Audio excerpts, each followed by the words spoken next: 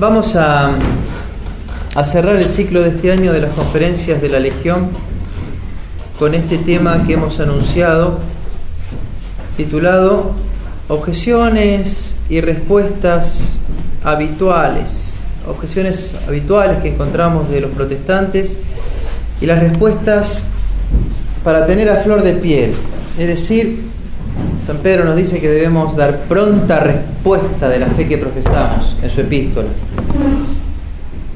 Dentro de la variedad que hay que ir cercenando y quedándose con las objeciones principales, las más importantes, de modo tal que no va a pretender lo que yo les voy a dar ser ni acabadamente el cúmulo de objeciones, ni tampoco el detalle de cada una de las sectas, porque no terminaríamos más, porque sería en todo caso una conferencia para dedicar a los testigos de Jehová, otra para los mormones, otra para... bueno, que no es la finalidad. Aquí vamos al choque, al combate cotidiano. Como alguna anécdota les contaré, si van dando los tiempos, las ocasiones, a medida que me vaya acordando, pero son muy descarados y ellos no tienen ningún tipo de reparo en venir a presentar armas. En algunas ocasiones me he divertido, la verdad que confieso, bastante, porque, como diría un amigo, cuando a uno lo miran y ponen los ojitos así, que ya no saben ni cómo mirar porque están desconcentrados, ahí viene el 1 o 2 y uno empieza a tirar y ve como el barco se hunde. Entonces, bueno, yo les voy a dar, porque me parece importante que se queden con algo, sucintamente. Esto es una síntesis, es un cuadro que van a tener con el objeto a tratar, la consideración, las objeciones habituales y las respuestas a esas objeciones. Insisto, les voy a pedir primero que no vayan interrumpiendo. Padre, también podríamos, porque tal vez lo tocamos, y el tema daría para 1000 objeciones. Vamos a ir a las esenciales, diríamos al común denominador de todos estos protestantes cuando esgrimen objeciones contra nuestra Santa Madre Iglesia. Yo me voy a quedar con una, si me hacen el favor de ir repartiéndoselos. Le van haciendo notas atrás si quieren.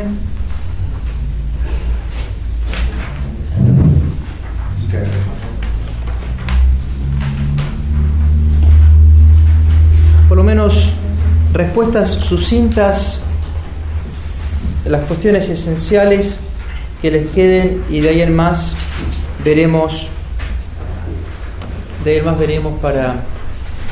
para seguir adelante. Pero ya con esto tienen unos lindos huesitos como para entretenerse.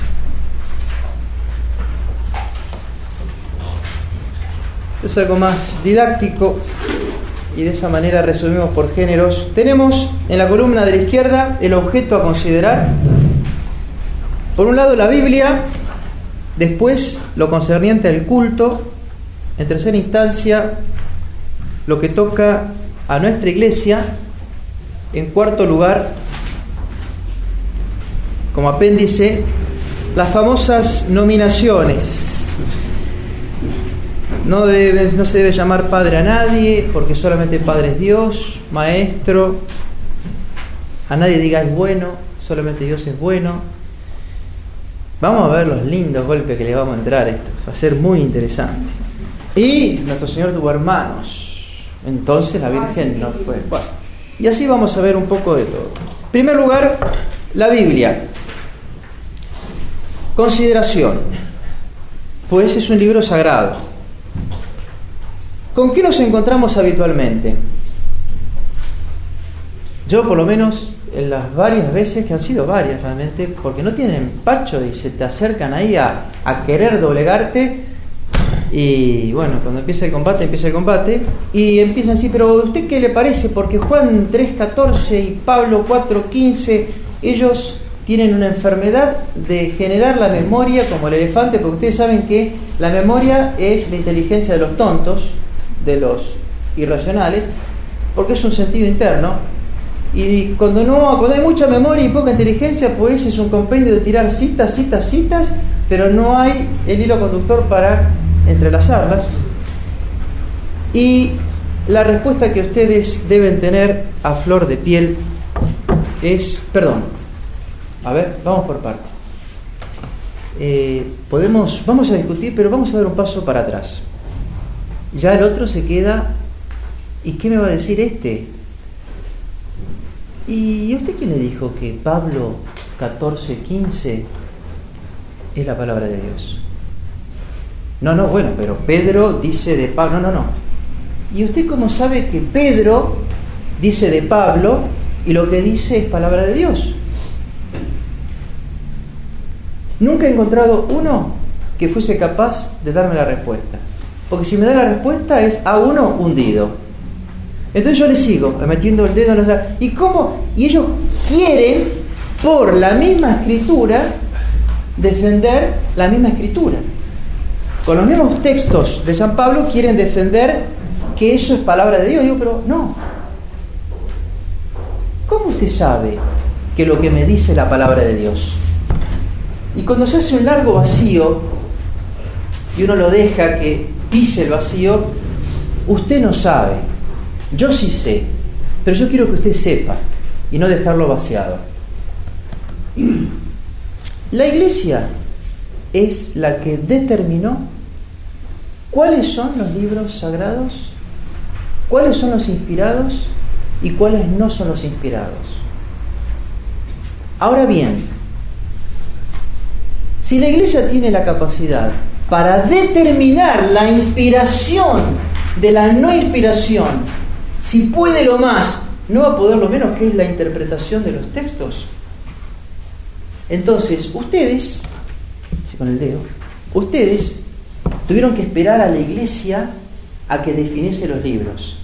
Y después todos atrás de Lutero, pero en el 1500, cuando la Biblia no viene del 1500, después que la Iglesia se pronunció y determinó, ahora ustedes dicen, ajá, ya tengo el texto sagrado. No, pero yo discrepo en la interpretación. Si la Iglesia tiene la ciencia para determinar qué libro está inspirado y cuál no, ¿cuánto más la interpretación que tiene adentro? ¿Entienden? Y con eso ya queda, boing, ya es un primer paso en falso, por lo cual, bueno, va a pensar un poquito mejor lo que se viene. Bueno, ahora sí. ¿Y qué dice Pablo 14:15, primera a los Corintios? Yo a veces les he dicho, pero ustedes se dan cuenta que se creen eruditos porque me repiten, y yo para escandalizarlos, yo tengo pésima memoria, ni sé lo que dice, no sé ni qué dice Juan 21, ni me importa. ¿Cuál es el tema? Vamos a hablar del fondo y no de los numeritos. Segundo motivo por el cual, claro, ya se les empieza a poner los tobillos locos, porque los argumentos de ellos es atropellarte y ya se dan cuenta que a mí no me interesan los números, ni a la Iglesia le interesa, porque poco importa que hubiese sido 1 Corintios 13, el himno de la caridad, pero ha sido 1 Corintios 14. ¿Qué importa el número? Lo que importa es el contenido y cómo yo lo interpreto. En cambio eso ya, ¿me dejas? 1 14, segunda, y uno queda, no vayan a caer en pisar el palito. Entonces lo primero que hay que mostrarles es que si ellos hablan de Pablo, Pedro, Juan o lo que fuese, es porque la Iglesia Católica enseñó y determinó cuáles eran los libros inspirados por Dios, entre los que se encuentran San Pedro, San Pablo y San Juan. ¿Sí? En lo tocante entonces a la Sagrada Escritura, la otra respuesta a tener en claro es: ¿y qué libro, qué Biblia utilizás vos? ¿Cuántas veces me han dicho, no, bueno, la Biblia que yo utilizo es la del Chewingham, no sé cuánto? Pero perdón, ¿qué es la Vulgata Latina, la de los 70 en griego? ¿Cuál es? No, es la de Johnny Walker, porque son dos. Pero yo le dije, bueno, pero escúchame, esa la compraste en McDonald's, ¿dónde la sacaste? ¿Qué autoridad tiene? ¿Qué seriedad tiene? Y se quedan duros y no saben, porque están acostumbrados a atropellar y no que se les ponga un freno y se los increpe. Ya empiezan a levantar un poco de temperatura, con eso de McDonald's ya tanto no les convence, pero ya tienen 2 tocados. Sigamos. El culto. Ni la Virgen ni los santos, menos aún las imágenes de la Virgen y de los santos, peor las reliquias de esos llamados santos. La gran objeción, como la tienen ahí, el único mediador, dice San Pablo, es nuestro Señor. Sí, y tienen totalmente razón. Lo cual ellos creen que nosotros vamos a decir, no, no es así. Sino, el único mediador, dice San Pablo, entre Dios y los hombres es nuestro Señor. Pero nada obsta que haya intercesores secundarios, como fue el caso en las bodas de Caná. Y eso lo deben recordar. Ellos que hinchan solamente con las escrituras, la escritura es como si fuese la única fuente de revelación, tienen que saber que aún cuando vienen a esgrimir esta objeción, dicen, perdón, ¿no leíste San Juan? ¿Las bodas de Caná? ¿Quién hace el milagro? Lo hace nuestro Señor el milagro. Pero nuestro Señor hace el milagro por la sugerencia, la insistencia de María Santísima. De modo que el milagro sale de nuestro Señor a los beneficiados a través de un intercesor. Eso que vemos en las Escrituras es lo que siguen haciendo en el cielo, y eso es lo que enseña la Iglesia, que es la función del abogado secundario. Un mediador, un intercesor secundario, una ayuda que tenemos ante el trono del Señor, sacada de las Sagradas Escrituras también. Las veces que lo he planteado esto, y entonces, ¿cuál es el problema? Pero saltan a lo que habrán escuchado de por vida, va a ser el tema de las imágenes. Al respecto es muy interesante aquello que en las Sagradas Escrituras está respecto de María Santísima. ¿No dice la Virgen, me llamarán bienaventurada de generación en generación? ¿Y qué significa que me llamarán bienaventurada, dichosísima, felicísima, santa? Me llamarán bienaventurada de generación. Ustedes no le rinden el culto. Ustedes ni siquiera utilizan las Sagradas Escrituras. Porque si fuesen verdaderos discípulos de la Biblia, llamarían permanentemente y hablarían permanentemente de la Virgen, que ni hablan de ella. ¿Y entonces en qué queda? Son argumentos para apretarlos y, cuando no, ayudarlos a que puedan recapacitar. Éxodo 20, 2, 5.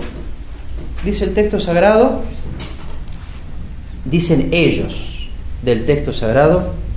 No, porque dice el Éxodo 20, 2, 5, no te harás imagen ni te postrarás ante ellas. Ustedes hacen imagen y se postran, luego no están en contra de la vela. Para un poquito, para. Vamos un poquito, para un poquito. Primera cosa, está el texto entrecortado, porque el texto en su versión completa es mucho más fuerte. Pero claro, si uno saca las últimas consecuencias en lo que sería la aplicación literal del pasaje, ellos caen en la propia condena, como lo vamos a ver. El texto es el siguiente que ustedes van a escuchar de Strauss Virgen, y no es de ningún Chewinga ni ningún Johnny Walker. Dice así: yo soy Yahvé, tu Dios, que te ha sacado del país de Egipto, de la casa de la servidumbre. No tendrás otros dioses delante de mí. Así empieza. No tendrás otros dioses delante de mí. No te harás escultura ni imagen alguna de lo que hay arriba en el cielo, ni de lo que hay abajo en la tierra, ni de lo que hay en las aguas debajo de la tierra. No te postrarás ante ellas, ni les darás culto, porque yo soy Yahvé, tu Dios, un Dios celoso, que castigo la iniquidad de los padres en los hijos hasta la tercera y cuarta generación. El texto empieza: entonces no tendrán otros dioses que delante de mí Dios. No te hará sepultura de imagen alguna de lo que hay arriba en el cielo ni de lo que hay abajo en la tierra. De modo tal que, en primer lugar, uno con este texto ya muestra que utilizan una media verdad. Pero vamos a ver. 5 capítulos después, en el Éxodo 25, Dios no se va a poder contradecir, es evidente. Máxime si hay una sentencia unívoca que no tiene ningún tipo de secundaria aplicación. Se debe entender literalmente todo. Pero en el Éxodo 25 es curioso cómo Dios le dice a Moisés que se tiene que hacer 2 querubines bañados en oro. Entonces, no te harás imágenes de nada de lo que hay arriba ni en la tierra, y te postrarás ante ellas. Y a cartón seguido le dice: hazte 2 querubines y los tenés que bañar de oro para poner en el arca de la alianza. Entonces, o no me hago imágenes o me hago imágenes. Pero con el mismo texto sagrado ya me doy cuenta que la aplicación literal del pasaje no funciona. Tengo que ver en qué sentido Dios enseña estas verdades. En primer lugar, entonces, el problema no es la imagen, sino es la idolatría que se le da a la imagen. No te harás imágenes como si fuese la imagen Dios, pero no porque en sí mismo considerado fuese un problema de la imagen, porque si así lo fuese, Dios no podría mandar hacer estos querubines, como no hubiese podido mandarle a Moisés que se haga una serpiente de bronce. ¿Por qué? Porque estaría en propia contradicción con su enseñanza, tajante. Entonces, la Iglesia nos enseña que las imágenes reciben un culto que se llama relativo y no absoluto, en tanto y en cuanto que la imagen refiere a la persona que representa. Este San Pío X no está ahí San Pío X, sino que me refleja la persona del santo. Es un culto relativo, en tanto y en cuanto que traspasa el umbral de esa arcilla, de esa tela, y toca al primer analogado, que es el santo en cuestión. Literalmente, en segundo lugar, no podríamos realizar ningún tipo de pintura, cuadro o fotografía de paisajes del cielo, de paisajes de la tierra. Es más, y si llevamos al absoluto, ningún evangelista podría tener ni siquiera para su niñito un muñequito, un osito.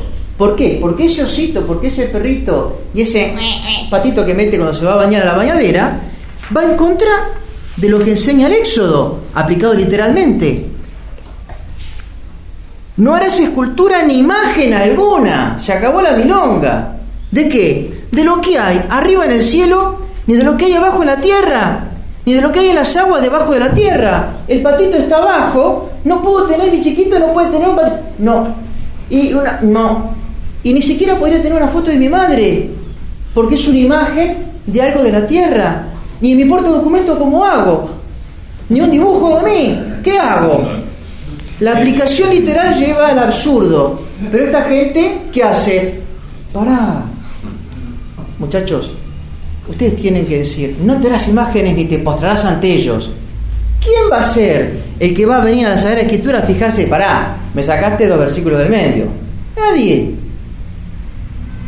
Ahí ya se ve en el cerebro de todo esto la mala fe. Y en los otros se ve cómo repiten como loritos aquello que viene digitado por una inteligencia superior. pobrecito, qué cantidad hay que están repitiendo de buena fe, no te harás imagen y luego no puede ser, pero ¿cuántos sabrá que se habrán arrimado el texto sagrado para leer el texto completo y tratar de sacar la última consecuencia de esta sentencia radical? No te harás imágenes ni te postrarás ante ellas. Es curioso ver también cómo Dios pide esta arca y cómo en el Antiguo Testamento, en alguna ocasión, como se los voy a leer ahora,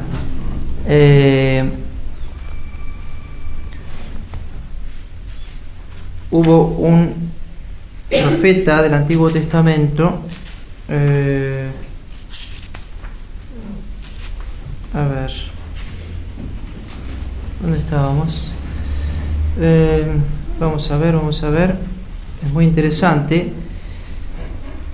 Les recomiendo mucho la lectura de un fraile que murió en olor de santidad, italiano que vivió en Argentina, Fray Antonio de Monterosso, estaba en la iglesia de Santa María de los Ángeles. Él compuso este opúsculo contestando a los testigos de Jehová, solamente hacia ellos, en donde recopila un montón de objeciones comunes y dedica un tiempo a objeciones para con ellos. Y está muy muy agotado. Eso es un libro realmente viejito por demás, pero que realmente se los recomiendo. Si no, sería cuestión de tal vez si Margarita pudiese averiguar en la librería de los usados, porque vale la pena. Fíjense, acá el Padre nos dice: así Josué, se lee Josué 7:6, estuvo postrado en tierra delante del arca del Señor hasta la tarde. Vemos que José veneraba el arca como los católicos veneran las imágenes, y sin embargo no solamente no fue condenado, sino que es uno de los profetas. El problema es, insistimos, el riesgo que había de los judíos de la idolatría, la influencia que tenían los sirios, los caldeos, los egipcios, que enseguida buscaban dioses, fabricaban dioses. Moisés 40 días en el monte tardó en venir. Cuando baja se encuentra un becerro de oro que por pedido de la gente, Aarón no sabía qué hacer, cómo manejar a la tropa, y entonces le dijeron: tráigame todo el oro que tengan, y se le mandó el becerro, ese famoso oro, y cuando llegó Moisés lo rompió y lo destruyó. 40 días y no aguantaron ya, y se tuvieron que hacer un dios al cual le tributaban el culto de la tría. El riesgo del judaísmo del Antiguo Testamento era tal que Dios prohíbe tajantemente, pero a cartón seguido manda a hacer las imágenes para que ya se diesen cuenta de que en sí no pasaba por la imagen cuanto por el culto que yo a esa imagen le tributaba. Con las reliquias, lo que enseña la Iglesia es que son objeto de veneración aquellos instrumentos por los cuales Dios ha realizado o puede realizar favores. Así pues, en un hermoso desarrollo que hace el Padre a nivel de referencias, escuchémoslo. En el libro de los Reyes IV se dice que la capa de Elías dividió el agua del Jordán. En el capítulo 13 se dice que el cadáver de Eliseo devolvió la vida a un muerto. En los Hebreos, la sombra de San Pedro, en los Hechos, la sombra de San Pedro sanaba las enfermedades. En el libro de los Hechos también, que los indumentos de San Pablo sanaban a los enfermos. En San Mateo se dice que el tocar la hemorroísa, el vestido de nuestro Señor, la curó. En el Éxodo, que la vara de Moisés obró maravillas en la corte del faraón. Entonces se ve que Dios quiere y ha querido obrar portentos o milagros a través de objetos, los cuales quedan para la veneración relativa. Y si recordamos, dentro del arca, cerca del arca de la alianza, se había guardado el maná como recuerdo. Estaban las tablas de la ley.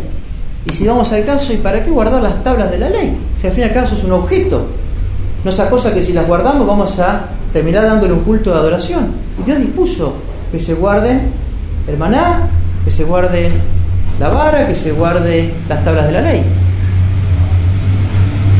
Entonces, respecto del culto, nos recordamos,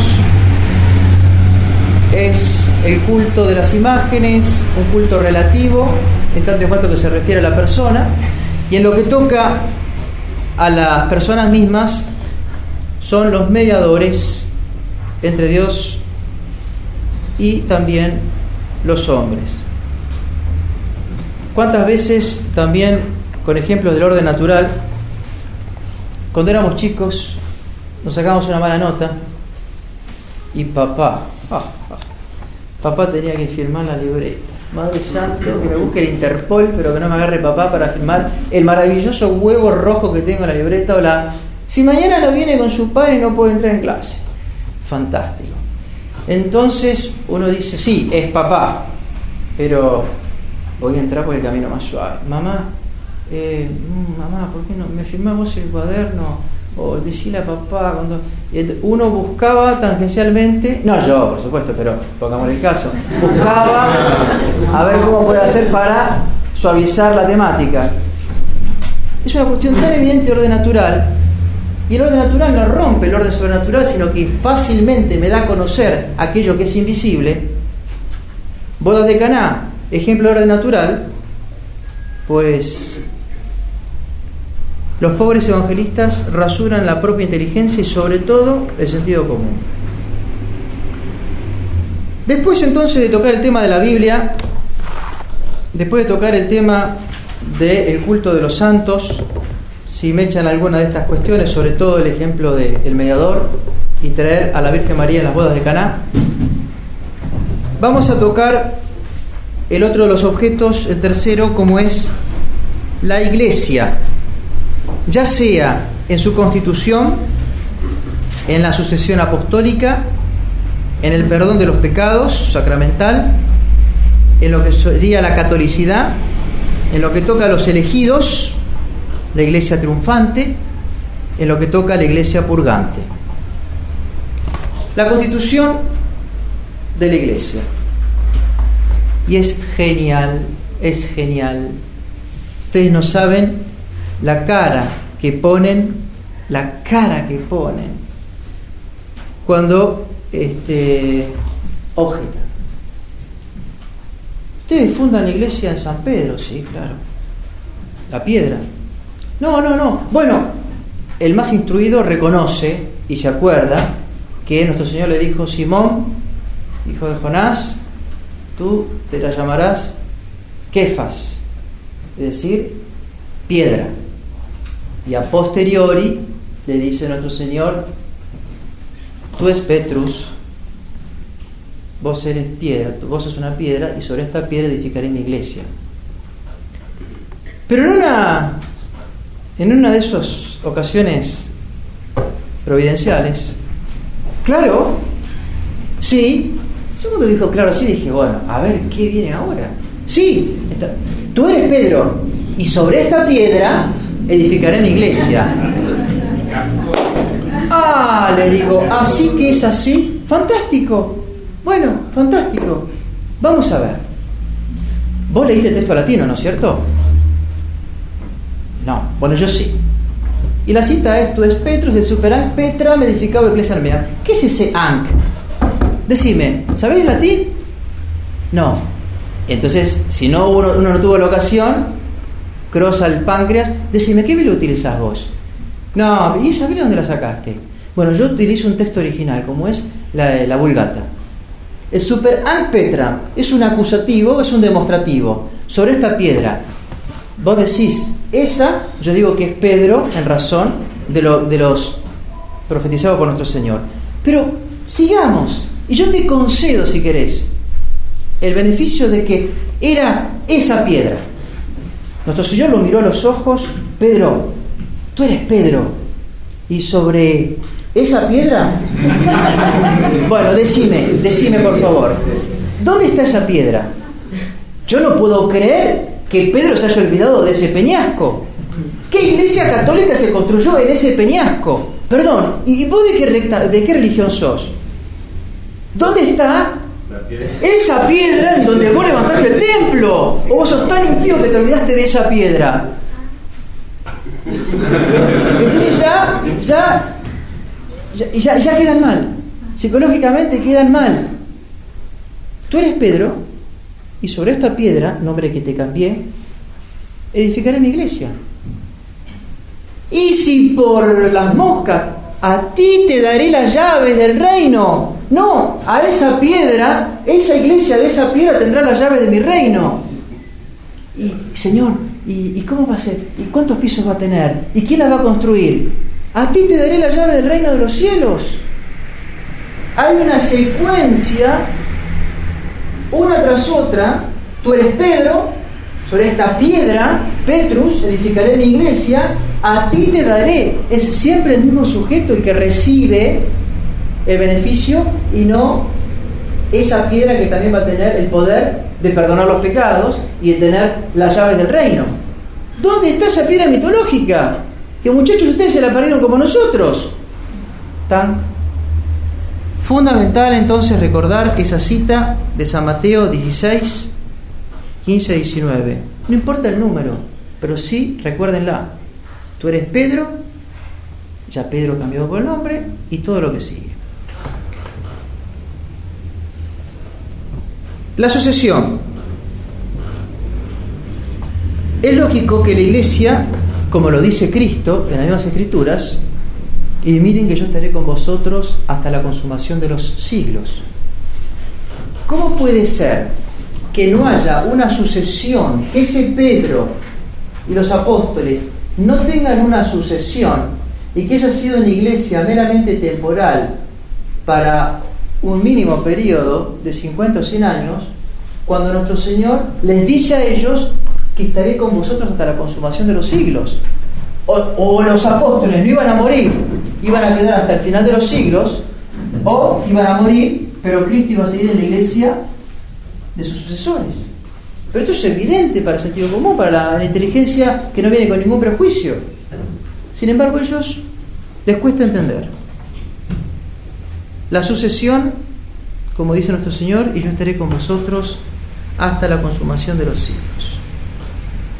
En lo que toca al perdón de los pecados, solo le compete a Dios, dicen ellos. Sí, por supuesto. Es Dios el que perdona. Relación directa con Dios. Pues no lo dicen así las Sagradas Escrituras. Otra vez fundándonos en la Biblia, recuérdense cuando nuestro Señor le promete y hace eficazmente la transmisión del perdón de los pecados. Recibid el Espíritu Santo, todo lo que atares en la tierra será desatado en el cielo, será atado en el cielo, y todo lo que desatares en la tierra será desatado en el cielo. Recibid. ¿Y quién es el que lo recibe? Esa piedra son los apóstoles. Y si los apóstoles reciben el perdón y los apóstoles iban a morir, los apóstoles siguen transmitiendo a su descendencia esa facultad recibida por nuestro Señor. Y más aún, San Pablo agrega: Dios dio a nosotros el ministerio de la reconciliación. San Pablo dice: a nosotros Dios nos ha dado el ministerio, el oficio de perdonar los pecados. Y ya Cristo había dicho: recibid el Espíritu Santo y el poder para perdonar. Es claro de las Sagradas Escrituras, es innegable, pero la gran ventaja de tener esa relación con Dios, ¿cuál es? Y claro, yo no me voy a arrodillar a ningún hombre, el hombre no perdona los pecados, por supuesto, pero uno es un instrumento de la gracia. Dios lo quiso así, lo podría haber querido de otra manera, las Escrituras dicen que lo quiso así, y aparte viene muy bien porque el sello del perdón divino, por el cual uno puede salir con la conciencia tranquila sabiendo que Dios lo ha perdonado, es la absolución sacramental, y no es el sentimiento que en ese momento de arrepentimiento que tuve y que después volví a ser un delincuente. Y que ahora soy bueno y me pongo a llorar y de pronto soy malo cuando me enojo. Y voy y vengo. Porque si el perdón se fundase ahí en los sentimientos, pues sería tan fluctuante, tan inestable, que en el momento de euforia me siento absolutamente perdonado, en el momento de depresión me siento con toda la resaca de toda la conciencia de los años pasados. ¿Y cuál sería la garantía de que mi sentimiento fue verdadero, de que yo estuve arrepentido y que Dios me perdonó? Es la absolución sacramental. Y por eso una persona que haya cometido el pecado que puede haber cometido, la absolución sacramental es una verdad de fe, que me ha perdonado los pecados. Y es un motivo para que cuando venga la tristeza, pero estoy en gracia de Dios, y esto viene, vamos para adelante. Y no haberme quedado en ese puro sentimentalismo oscilante, en euforia, depresión, alegría, tristeza, borrón y cuenta nueva. La misericordia de Dios ha sido tal que ha querido dar una credencial de paz para el cristiano a través de la absolución sacramental. La misericordia de Dios que se manifiesta de esa manera, con, por supuesto, ustedes recordarán esa visión que tuvo San Juan Bosco cuando el diablo se le presentó y obligado por Dios le tuvo que ir confesando cómo tentaba a sus chicos en la escuela. Entonces los llevó por la cancha de fútbol y le mostraba cómo se pateaban, se insultaban, malos perdedores, se peleaban en la cancha. Bueno, era comprensible. Lo llevó al comedor. ¿Y esto qué es? Y el diablo le dice: cuando llega el momento de comer, yo los hago pelear por la comida, para que coman con ansiedad, para que coman de más, para que se saquen la gula. Y entonces cuando le muestra el confesionario, ve a uno de sus niños arrodillado con una soguita en el cuello. Y entonces el santo le pregunta: ¿y esto qué significa? Entonces dice: por orden de Dios debo confesarte que toda la vergüenza que yo le saco a los cristianos para que cometan ocultamente sus pecados, se las devuelvo doblemente para que, callándose, hagan malas confesiones. Entonces esa vergüenza que uno no tuvo, ahora el diablo se las encarga, se las ingenia de duplicármela para que yo haga una mala confesión. Pues esa humillación que genera doblemente nos ayuda a enmendar la vida, a subsanar el pecado pasado y a encaminarse. Están las Sagradas Escrituras, cosas que ellos, para variar, pasan de largo o tienen sus traducciones particulares en donde desdibujan los textos sagrados. Bueno, el término católico es muy sencillo, pero a mí me acuerdo que una vez ¿dónde dice que la iglesia es católica? Yo me acuerdo que lo miré y le digo: ¿y qué significa que es católica? ¿No sabés? Católica simplemente significa que es universal, que no es una iglesia local, que no es una iglesia para un momento ni para un lugar. Es para la consumación de los siglos, desde los apóstoles en todo el orbe. Eso significa que es, y así debe ser, porque la redención de Cristo es universal. Y repiten algo tan elemental y no lo saben y se quedan a veces sorprendidos de la respuesta. Bueno, respecto de los 144.000 que ha dado tanto que hablar, sobre todo el fundador de los Testigos de Jehová, que había dicho que en 1914 se completan los 144.000. No sé a partir de cuándo empezaba a contar el fenómeno ese, pero cuando vino en 1914 y no pasó nada, en 1915 no, vino la parucía, pero de manera invisible, porque ahora parece que hay 3 aparucías para esta gente. Pero estos 144.000 tuvo otra respuesta. El texto del Apocalipsis dicen, se los voy a leer íntegramente, de la Biblia de Straubinger, de ninguna otra, por supuesto que pueden ser otras, pero de la que tengo acá a mano y que es valedera. Apocalipsis 7:9.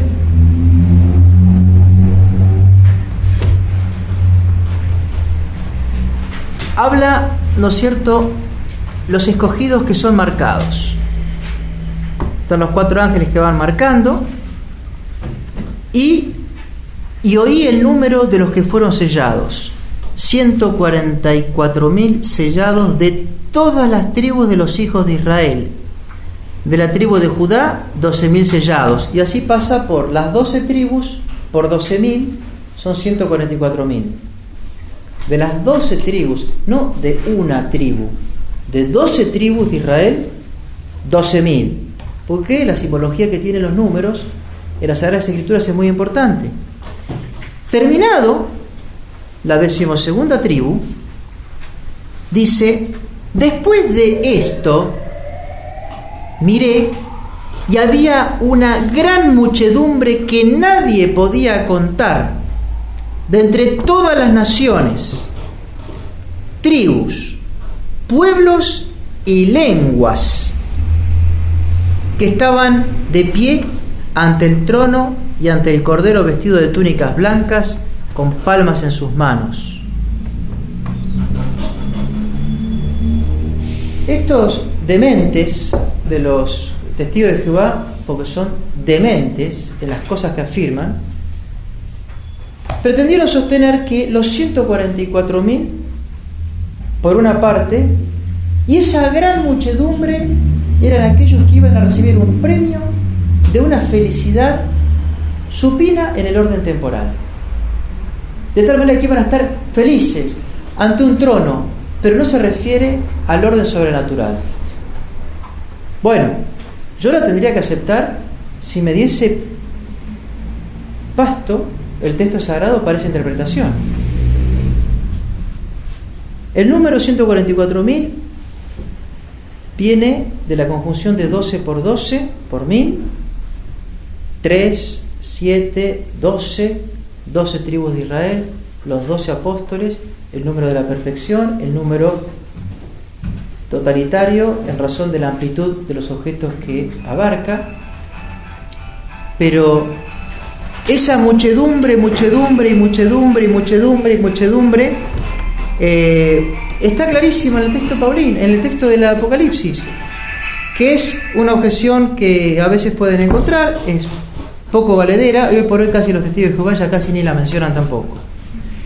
Lo que toca en el tema del purgatorio, que si se quiere, de todas las objeciones que uno puede encontrar, tiene un poco más de seriedad, porque no es tan evidente, en donde ellos dicen solamente las escrituras valen, el purgatorio no figura, no es como el Sheol, el infierno, el reino de los cielos. Nuestro Señor no dijo nunca el purgatorio, no habló explícitamente de él, y uno dice, bien dicho, nuestro Señor no habló explícitamente de él.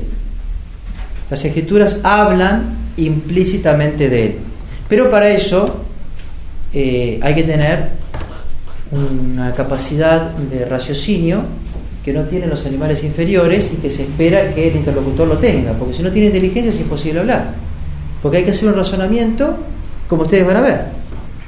Tenemos en las escrituras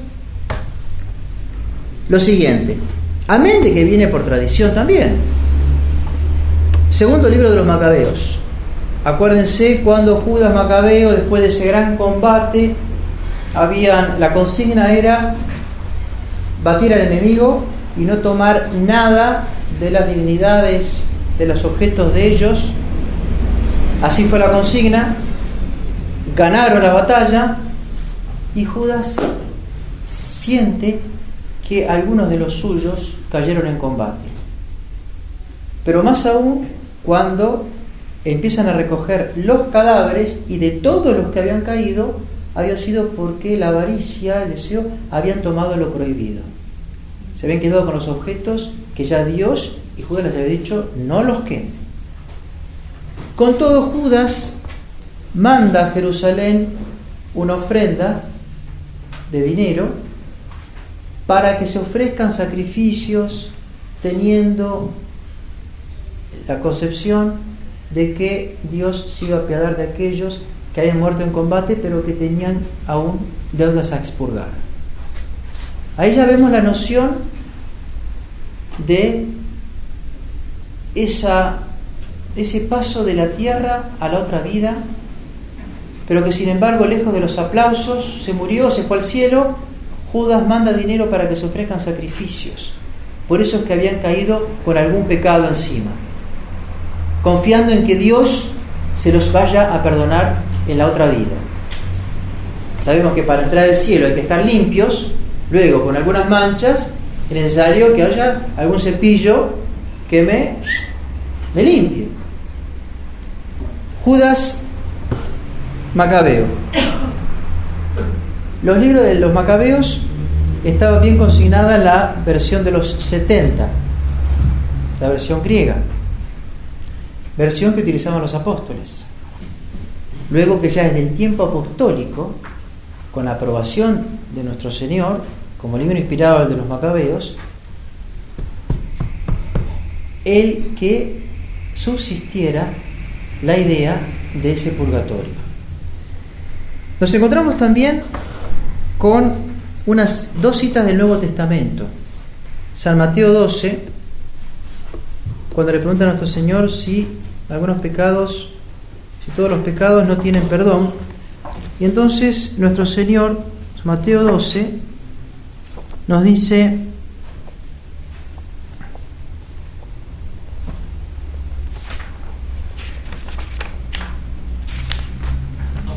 poco importa el número, ustedes ya saben, pero tengan en fresco la idea. 12:32.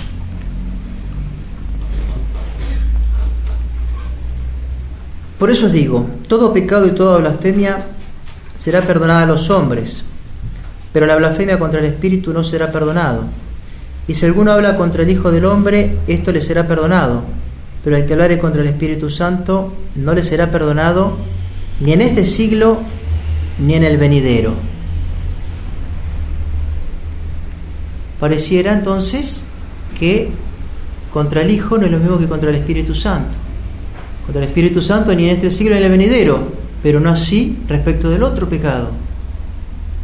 Lo cual nuestro Señor ya sigue abriendo la puerta a que hay un estadio en la otra vida en donde se perdonan ciertos pecados. Por fin nos encontramos con aquella figura de San Pablo en la primera de los Corintios, en donde habla San Pablo de que algunos se salvarán, pero como a través del fuego. ¿Cómo que se salvarán como a través del fuego? A través de una purificación. Bueno, estos son los 3 textos que asientan, extraídos de las Sagradas Escrituras, la noción implícita de esta verdad de fe como es el purgatorio. Por otro lado, es de sentido común saber que una persona que muere con pecados veniales, pero que murió en gracia, no puede ir directamente al cielo. ¿Cómo va a ir al cielo directamente si tiene pecados veniales, sea las culpas o las deudas de los pecados veniales todavía no expiadas? La inteligencia nos enseña que sería necesario que las Sagradas Escrituras hablase de alguna manera, o la tradición, de ese estadio intermedio. Porque si uno muere en gracia de Dios sin ningún tipo de pecado, es comprensible que se vaya al cielo. Pero aquel que muere en gracia de Dios con algunos pecados, ¿también se va directamente al cielo? Pero si para entrar al cielo hay que estar completamente purificado. Entonces, hay una razón de conveniencia que exista el purgatorio. Bueno, esa razón de conveniencia, fundada en la tradición de la Escritura, lo que la Iglesia enseña es un dogma de fe, la creencia en el purgatorio. Y de ahí viene lo que se desprende, las indulgencias. Siguiendo entonces en lo que serían los objetos, Biblia, el culto y la Iglesia, ya nos arrimamos al último parágrafo, el tema de las nominaciones. Recuerdo que estaba una vez ahí en la avenida Santa Fe y había sido una cuestión muy curiosa porque se había presentado de esta manera: jugaba Argentina contra Brasil. Y creo que era contra Brasil o contra Paraguay. Y esas cosas absolutamente inusitadas. Un amigo me dice: fulano, sí, te quiero hacer una invitación. ¿Cuál? ¿Querés venir a una platea para ver el partido en la cancha de River? No te puedo creer. Ya estoy. Fantástico. Corto, qué bueno. Teléfono. Hola, padre, sí. ¿Qué pasa? Ajá. ¿Cuándo? Esta tarde. Sí. ¿A qué hora? Ah. No se preocupe. Bueno, se acabó el partido de fútbol. En el mismo horario me necesitaban para ayudar a una familia por un caso X.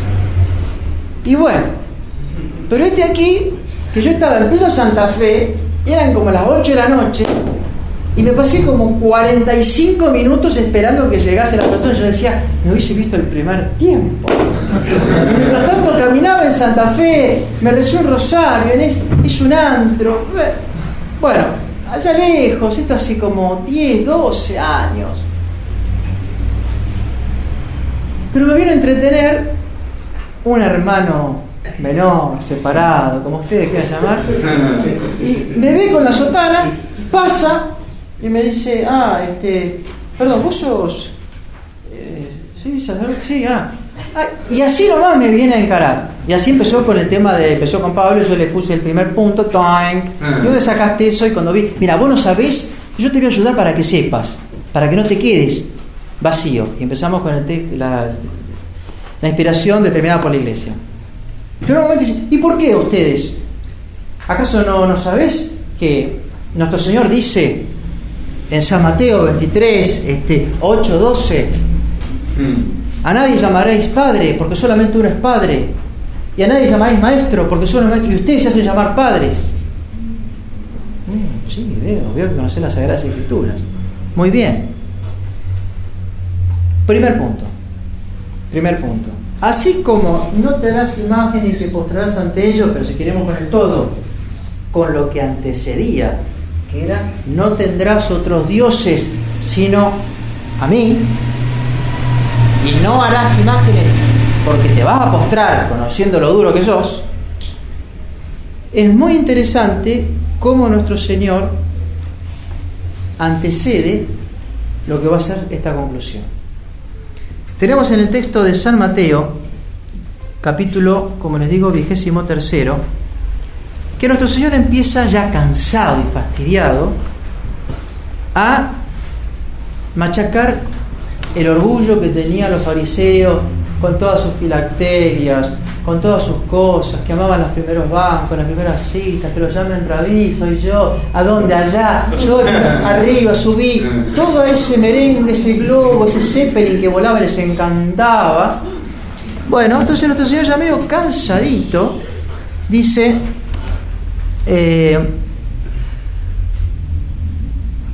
último, titulado así, último gran discurso de Jesús en el templo, la hipocresía de los escribas y fariseos.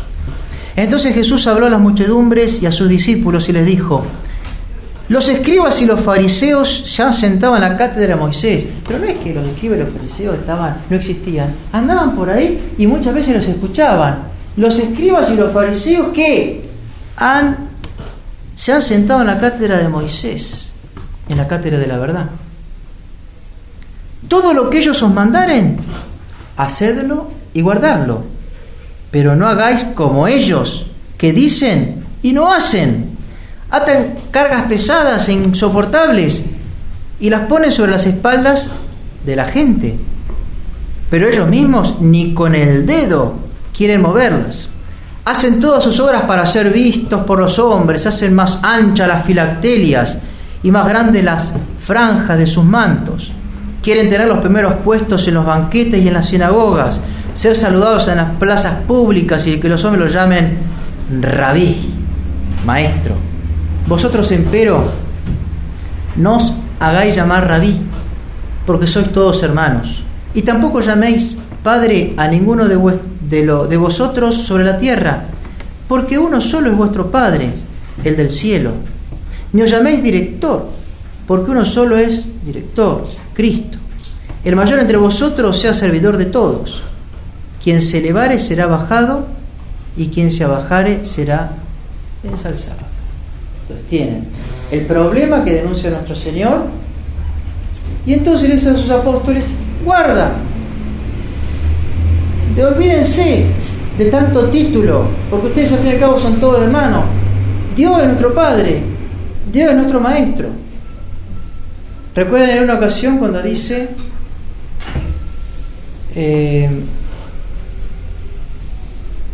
solo uno es bueno, Dios, con ese diálogo que tiene nuestro Señor con ese joven,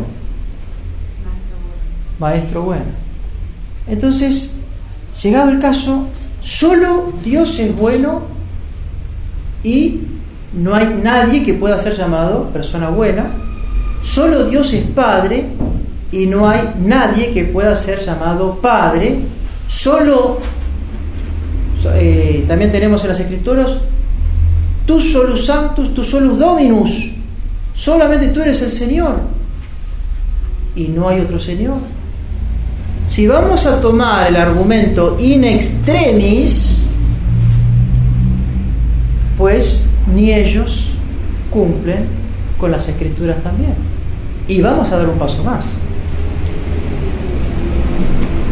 En primer lugar, entonces, los versículos anteriores se descubren a causa del orgullo. ¿Esto significa que a nadie se lo pueda llamar como tal?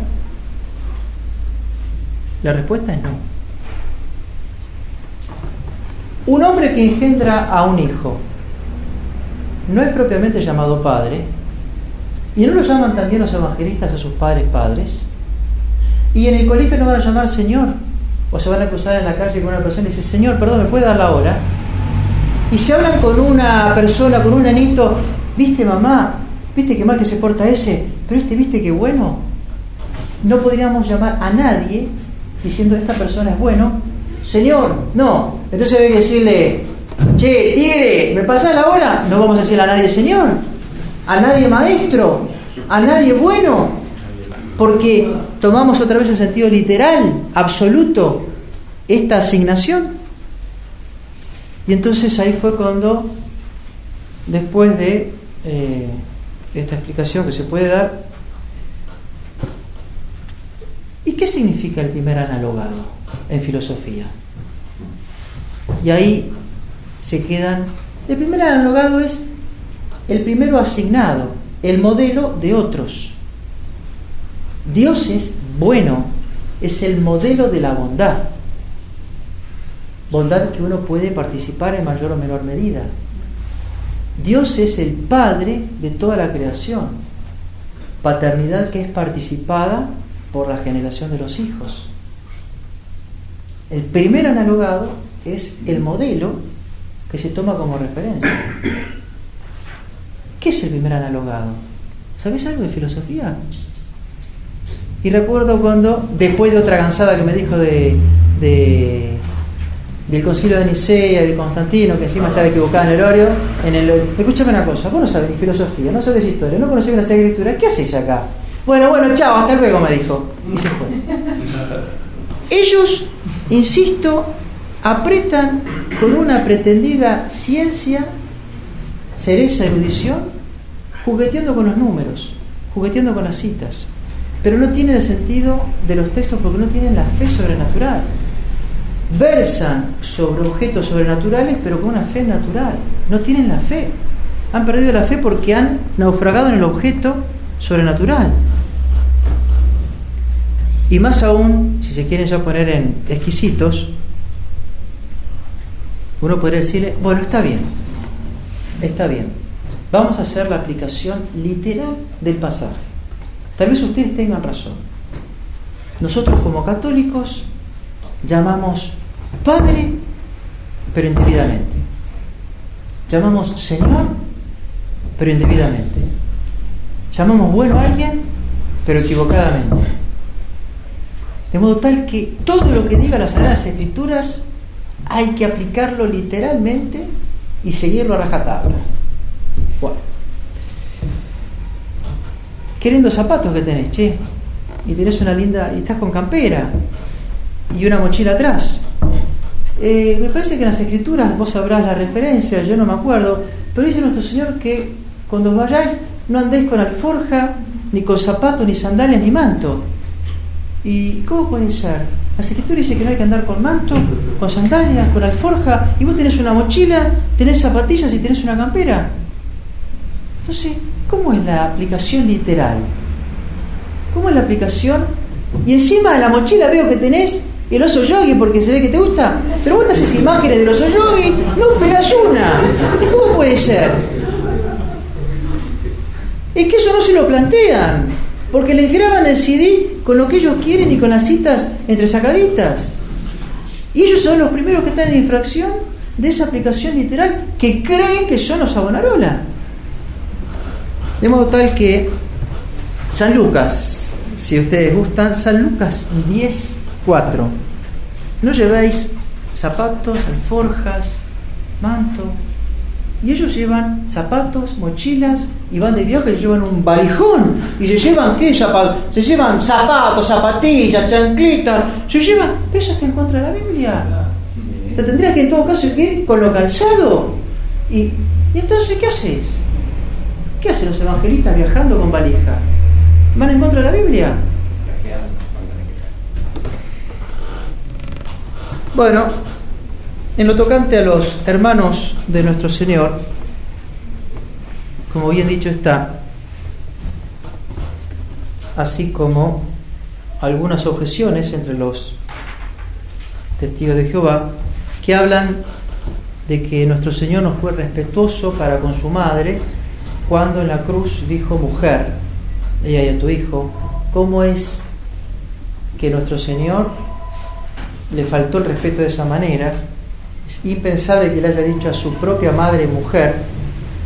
Aquí volvemos a lo que sería la evolución del idioma y pretender resolver con la evolución del idioma los términos del pasado.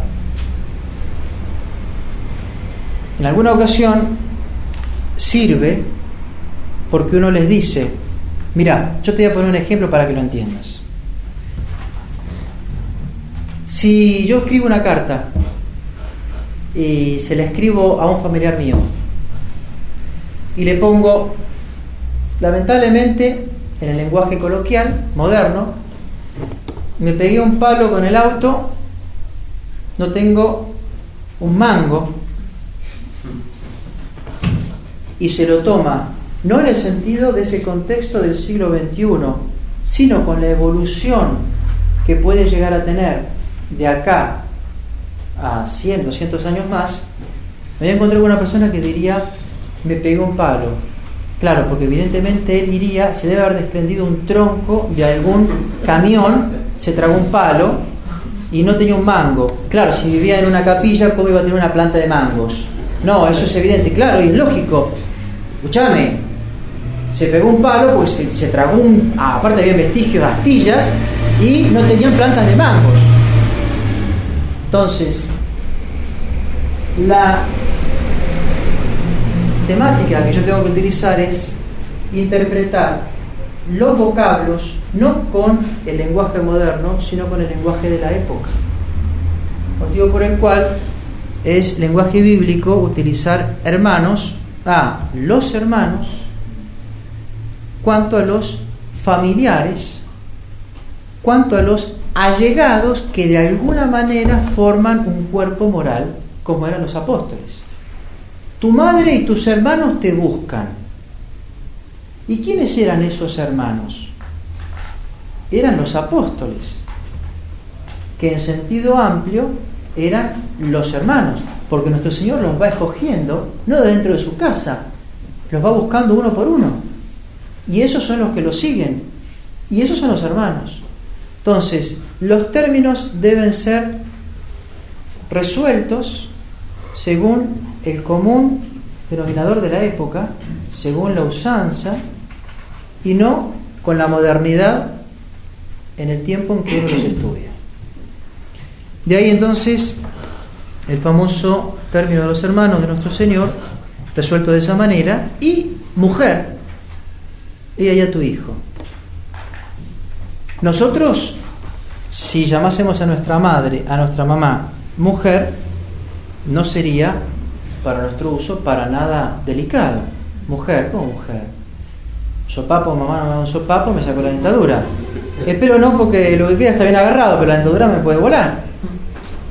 Pero bueno, el término de mulier era justamente de una manera muy afectuosa que un hijo tenía para llamar a su madre, máxime en ese momento sumamente solemne, como fue el testamento que va a hacer, le va a dejar a su hijo, que es San Juan, figura de nosotros. Entonces, en el momento de dejarla a su madre, no la llama como madre, mater, sino mulier. En otros momentos de las Escrituras encontramos que María Santísima le dice: tu padre y yo te buscábamos. El texto dice: y les estaba sumisos. Y menciona a la madre, y menciona a su padre. En el momento de la agonía, nuestro Señor habla de mulier. ¿Cómo debemos entender mulier? Según el uso de la época. Y el uso de la época era la manera más afectuosa, tierna, filial, que tenía un hijo para llamar a su propia madre. Pero es lo que le falta a esta gente. Más de uno tendrán una muy buena voluntad, lo que se quiera. El problema son los cerebros que están atrás y los pobres que le lavan el cerebro como idiotas útiles y que van a hacer el apostolado equivocado, aunque es vergonzoso verlo y decirlo.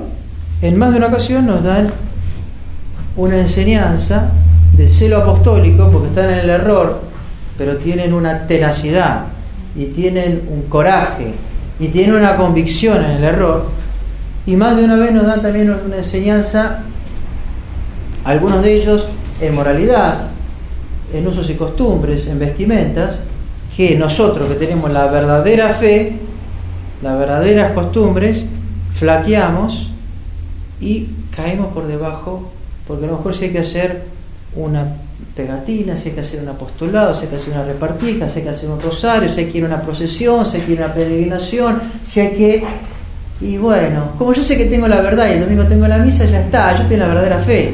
Y los otros, convencidos equivocadamente que está la verdadera fe, no se conforman con eso, de ir a su templito y le meten y le meten y le meten y le meten. Miren lo que es la aplicación que hacen, por supuesto, para eso son mandados a hacer, con el diezmo, y que gatillan y los tipos dan, y los que estamos en la verdadera fe, en la verdadera religión, como en alguna ocasión hemos dicho, hay criaderos de yacarés, de cocodrilo, y uno mete la mano y uno dice: ay, ¿qué voy a dar? Entonces, en un acto de generosidad, abre la billetera y mira y dice: no, los primeros tengo que dar. Y entonces uno saca y pone y dice: ay, y cierra la billetera y la guarda hasta el domingo que viene, que van otra vez. Y lamentablemente nos aventajan en un montón de ejemplos, en algunas virtudes, y nos debería avergonzar. Pero llega el domingo siguiente y otra vez a ver que... No, aparte, si tengo el vino, que me voy a comprar el vino, bueno, ¿cuánto me quedaría? Bueno, 2 mangos, listo, y el vino me vale 20. Y los cocodrilos los vivimos criando, como dije la otra vez, pero los cocodrilos no se vienen al cielo. Los cocodrilos nos van a morder el alma, y Nuestra Señora del Codo nos va a aplastar la cabeza, porque no nos va a servir para nada haberlos guardado bien guardaditos, por supuesto, prudencialmente. Pero tenemos un yacaré en cada bolsillo. Y sin embargo ellos, equivocados como están, insisto,